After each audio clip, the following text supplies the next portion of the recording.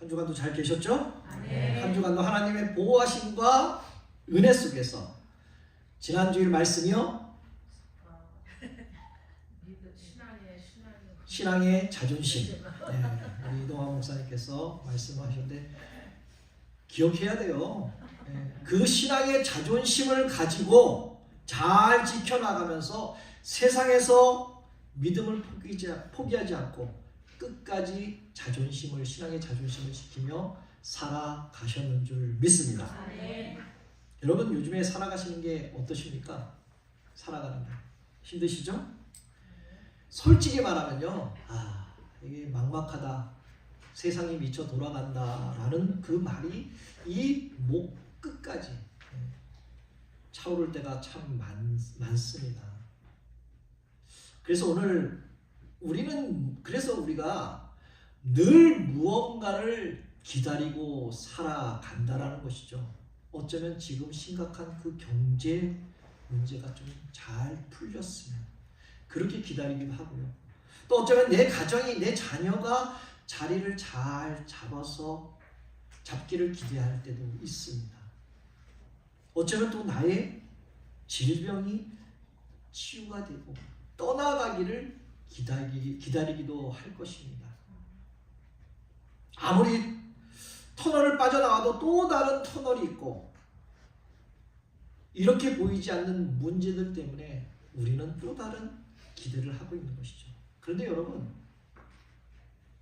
힘든 것은 견딜 수가 있잖아요. 그죠? 힘든 거는 견딜 수가 있는데 가장 내가 견디기 힘든 것이 내 앞에 보이지 않는 그 인생이 아닐까 생각합니다. 우리 모두는 10년 뒤에 내 모습을 한번 상상을 해 보셨을 것입니다. 아니, 내일 당장 내 모습 나름대로의 계획하고 또한 열심히 달려왔을 것입니다. 그런데 어떻습니까? 열심히 달려왔는데 어떻습니까? 분명히 나는 성실하게 살았고 하나님 앞에 바르게 사려고 애썼는데 내 힘으로는 도저히 통제할 수 없는 그 거대한 파도 앞에서 그동안에 내가 잘 쌓아놨던 나의 인생의 로드맵이 모래성처럼 무너지는 것을 경험할 때가 참 많다는 것이죠. 내가 이렇게 열심히 살아왔는데 왜 이런 일이 나에게 일어났는가? 도대체 내 삶은 어디로 가고 있는가라고 하는 이 질문 앞에 서 있는 분이 오늘도 이 자리에 계실 것입니다. 그래서 우리들은요, 그 막막함이라는 그 질병을 앓고 지금 살아가고 있다는 것이죠. 그런데 이 막막함이 깊어지면 깊어질수록요, 우리 안에 또 다른 위험한 마음이 들기도 하죠. 어떤 마음인가? 이렇게 심각하고 이렇게 답답할 때 누군가 나를 구해주기 바라는 마음, 이게 다 똑같은 마음 아닐까요? 너무나 불안하기 때문에 내 문제를 단 한 번에 해결해 줄 그런 강력한 영웅을 우리가 기대할 때가 있다는 것이죠. 내 계획은 무너졌는데 누군가 나타나서 짠, 마법처럼 내 삶을 다시 세워주기를 바라는 이러한 마음이 지금 이 시대의 정서라는 것이죠. 그러나 여러분, 우리가 이럴 때일수록 반드시 기억할 것이 있습니다. 이러한 상황의 저 너머에는 놀라운 일이 우리를 기다리고 있다는 것이죠. 사방의 모든 길이 막힌 상황은요, 오히려 하나님께서 나에게 더 큰 일을 하시기 때문인 줄 믿습니다.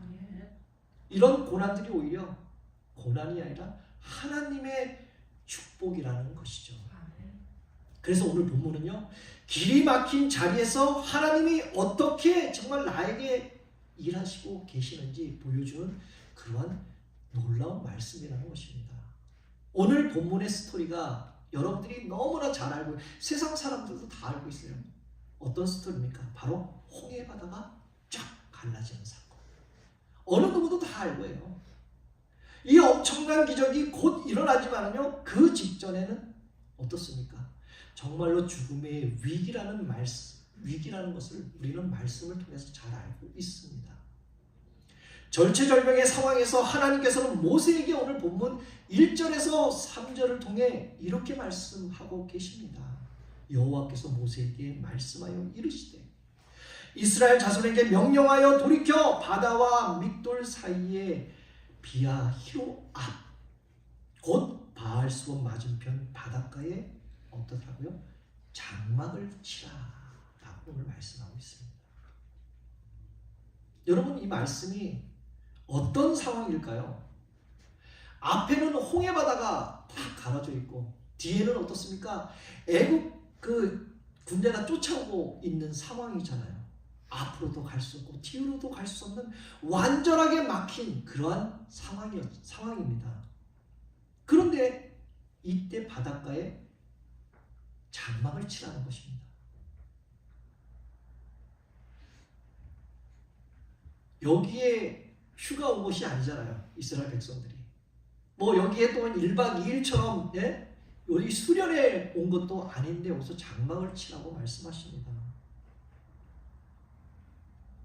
어떠면 이 상황이 아주 위험하고 정말 상식에 어긋나는 그러한 상황이잖아요. 그런데 여호와께서 모세에게 장막을 치라고 말씀하시죠.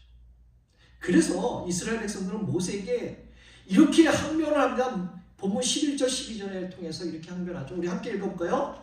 그들이 모세에게 이르되 애굽에 믿는 자 없으므로 당신이 우리를 일으켜 이 강에서 죽게 하며 어찌하여 당신이 우리를 애굽에서 인하여 이같이 되게 하며 우리가 애굽에서 당신에게 구한 말이 이것이 아니뇨 이르기를 우리를 버려두라 우리가 애굽 사람을 섬길 것이라 하지 아니하느뇨 애굽 사람을 섬기는 것이 광야에서 죽는 것보다 낫게 하니라. 아멘.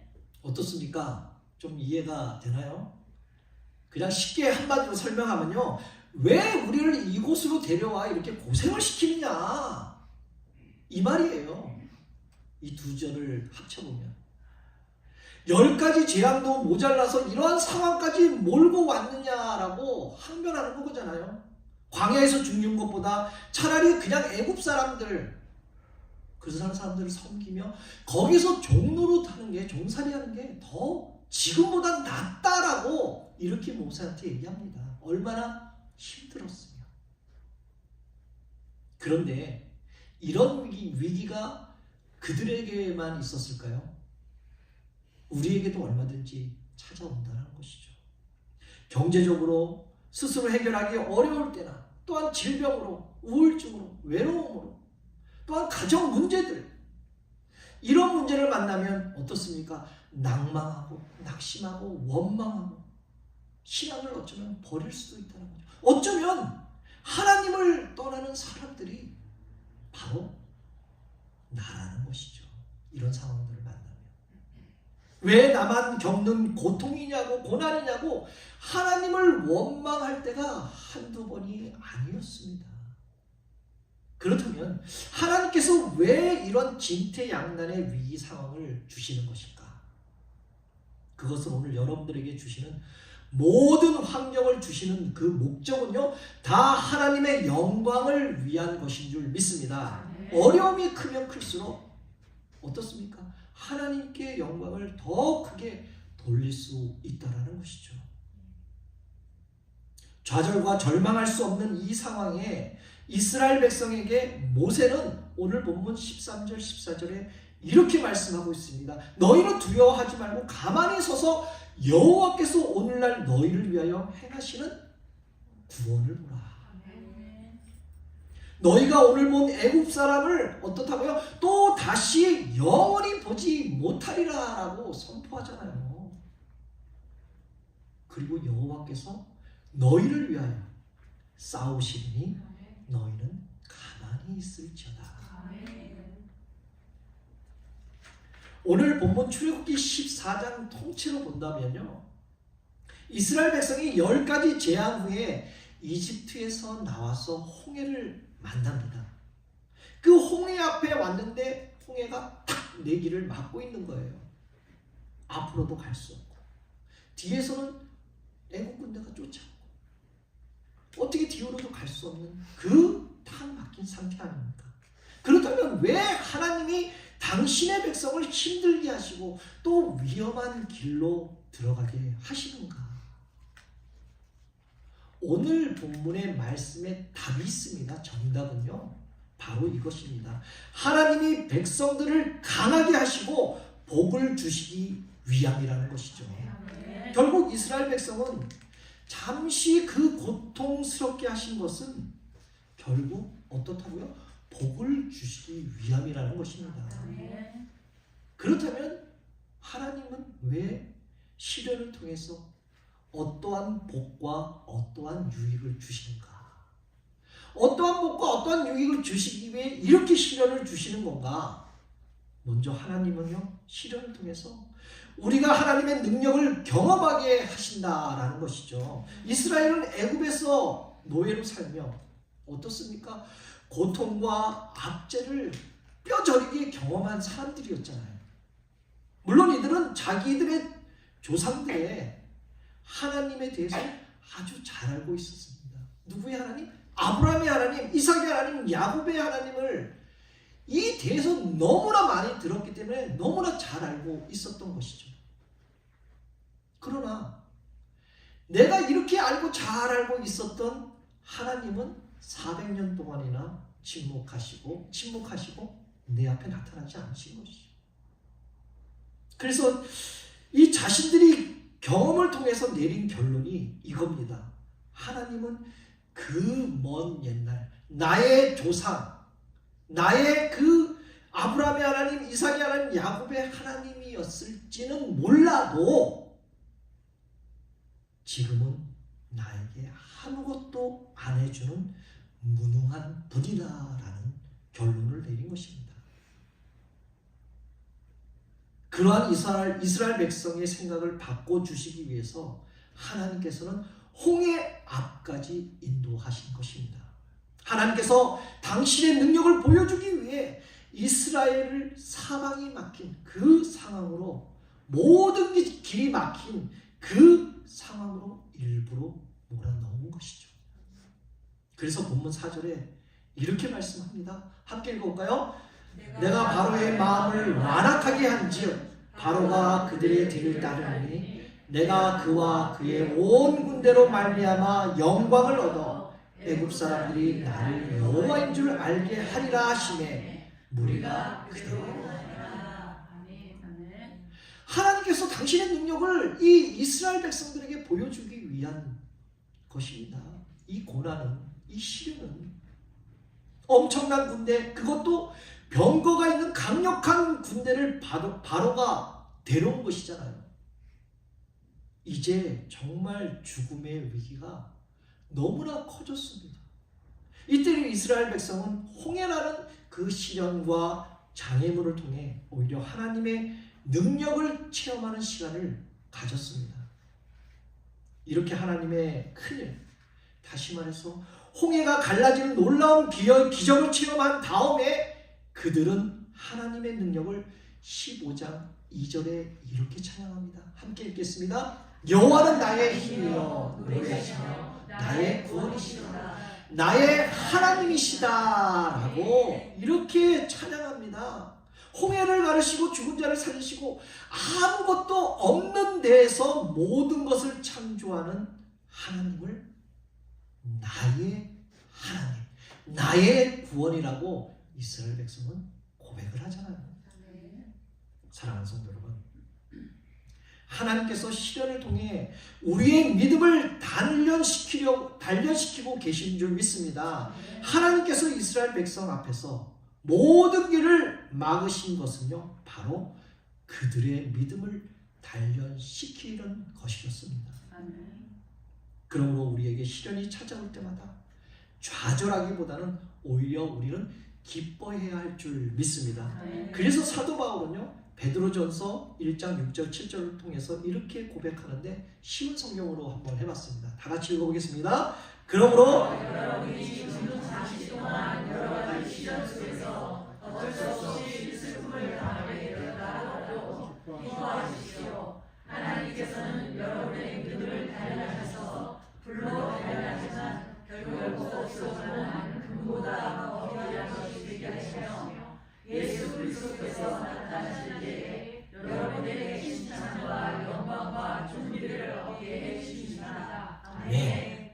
여러분, 시련을 통과하지 않는 믿음은요, 약해질 수밖에 없습니다. 그리고 믿음이 성장하기 위해서는요, 아주 중요한 요소는요, 무엇보다 하나님의 말씀인 줄 믿습니다. 아멘. 여러분들 믿음 다 가지고 있잖아요. 근데 믿음이 저절로 이렇게 생겨났나요? 교회만 이렇게 앉아있으면 믿음이 막 자라고 있습니다. 밭에 물을 줘갖고 뭐가 식물이 자라듯이 우리가 저절로 자라는 게 아니잖아요.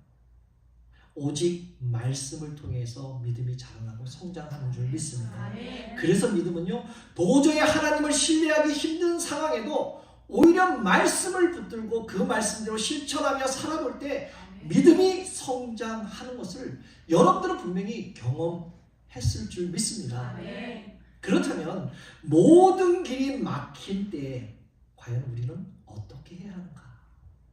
무슨 일을 해야 하는가? 무엇보다는요, 환경을 바라보는 것이 아니라 하나님을 바라보는 것입니다. 아멘. 이스라엘 백성은요, 사방이 막힌 상태에서 무엇을 보았습니까?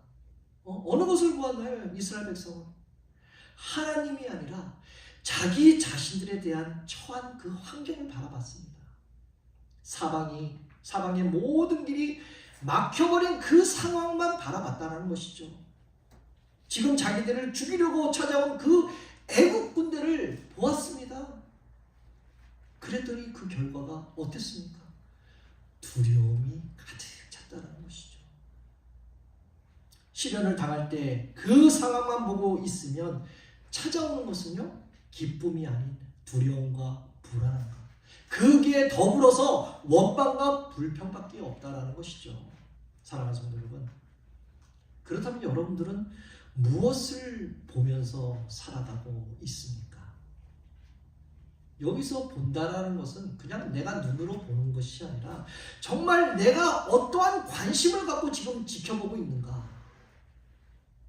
그 관심을 갖고 살아가고 있는, 그 갖고 있는 게 과연 무엇인가라고 질문하는 겁니다. 사람들은 늘 보는 것만 생각하죠. 보는 것에 따라 행복하기도 하고 불행하기도 합니다. 돈이 있으면 어떨까요? 돈이 있으면 근심도 없고 걱정도 없고 기쁘죠? 그런데 집에 있는 그 까만 봉지가 하나하나씩 없어지면 어떻습니까? 다시 말해서 돈이 없으면 어떻습니까? 여러분들의 지갑에 돈이 1불짜리 하나 있는 거고 100불짜리 하나 있는 거고 기분이 달라지잖아요. 돈이 없으면 나한테 찾아오는 거는 근심과 염려가 더 많다라는 것이죠. 그런데 이렇게 상황을 바라보고 있으면 어떻습니까? 다가오는 것은 걱정과 불안과 원망뿐이라는 것이죠. 하지만 그런 데서 눈을 떼어서 하나님을 바라볼 때 바로 평안이 오고 기쁨이 오는 줄 믿습니다. 아멘. 상황은 똑같이 어렵습니다. 어렵지만은 거기에는 기쁨이 찾아온다는 것이죠. 내가 어느 것을 바라볼 때마다. 그러므로 아무리 위급한 상황이라도 우리의 눈을 들어서 하나님을 향해야 할 줄 믿습니다. 지금 이스라엘 백성은 앞을 가로막고 있는 홍해와 뒤에서 쫓아오는 그 애국 군대를 바라보며 두려워하고 절망하고 원망하고 불평했습니다. 더 나아가서는 심히 두려워했다라고 말씀하잖아요. 그러나 모세는 거기에서 눈을 떼고 눈을 들어 전능하신 하나님을 바라봤습니다. 이것이 바로 믿음의 사람인 것이죠.